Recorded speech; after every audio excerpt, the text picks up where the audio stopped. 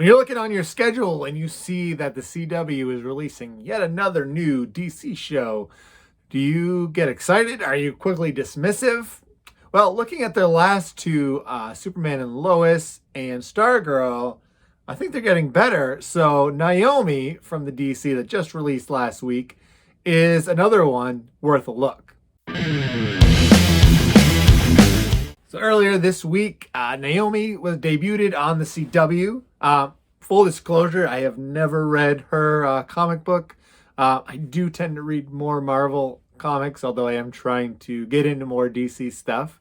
And I believe she is, a smaller character. She's not in the Justice League realm from what limited knowledge that I know. Now, starting this out, so I'm starting with a fresh, clean slate. Now, what is this about? This is a girl. She is a Superman superfan. And I'm not sure if we assume that because this is on the CW, that every CW DC show is part of the Arrowverse. And they are kind of looking at it like Superman's might be real, might not be real. So I'm not sure if there's even superheroes out in the public yet in this show. But there is an incident where Superman is seen fighting a bad guy, but you don't actually see Superman. You see the blue suit with the red cape. And our hero, Naomi, she has issues when she's around these people, so she doesn't actually see it for herself. Now, the reason she loves Superman is because, like Superman, she is adopted, doesn't seem to know quite a lot about where she's from. So the similarities are there. Other than that, she is your typical teen. She likes to skateboard to school. She runs her own website, like I mentioned, and her family seems a little reluctant to tell her kind of about her past, which I kind of noticed. So my first thoughts are her parents are not who they seem to be. They are living near a military base, and she's trying to find out, who is this Superman character that I missed. I'm the biggest, or she's the third biggest Superman site, and she missed Superman in her town. So this episode is her trying to find out some details about who this Superman character is, and while she's also trying to figure out what's going on with her, she's starting to experience what seems like powers. We don't know. And then she meets up with this character that looks like Angel from the X-Men. So as soon as I saw those cool wings, I was like, all right, this is definitely worth my time. I'm definitely going to check this out. I thought the first episode did exactly what any first episode should do. It introduced us to the characters, gave us a little background. It set the hero off on the journey of trying to discover who they are. Now she's transitioning from Superman superfan to possibly having powers.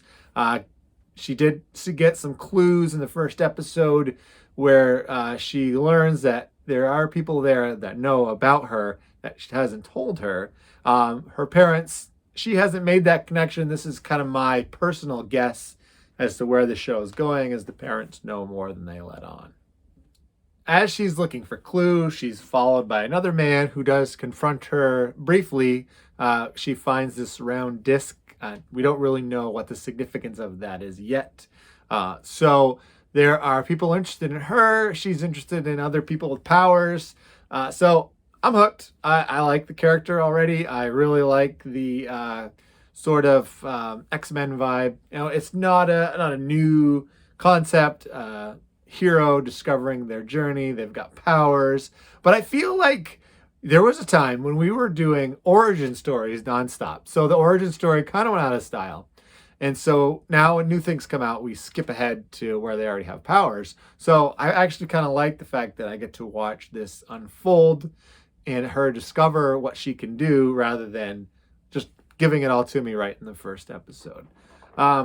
If you are sick of the superhero genre, this might not be for you. If you don't like the CW, this is a vintage CW show. I happen to be a huge closet fan of the CW. I'm going to go ahead and I'm going to give this one a B+, because it's not, the newest concept, but I think they executed it well. B+'s earn you the Gambit paw of approval. I'm excited to see where this goes. I will continue to watch this. I'm curious if this will connect at all to the other Arrow shows, or if this will kind of be a solo adventure and maybe they're going to break away from big event shows. Because Black Lightning, he was connected briefly. I would have loved to see him interact more with the regular crew. Stargirl has yet to cross over at all. And it seems like Superman and Lois is contained, even though we have seen that Superman appear in some of the crossover stuff. I did hear that CW is for sale. Would love to buy it, but unfortunately, my viewership just isn't quite where it needs to be for myself to buy a giant network. But I hope they keep their shows rolling. There's rumblings that the potential buyers might not want to keep a lot of the original programming, which would be too bad because I find that the CW is significantly different than a lot of other network shows. It is definitely not for everyone, and if you look at the viewership numbers for each show, they're not super high, but a lot of them I find are fun to watch with my family because we like to watch superhero things.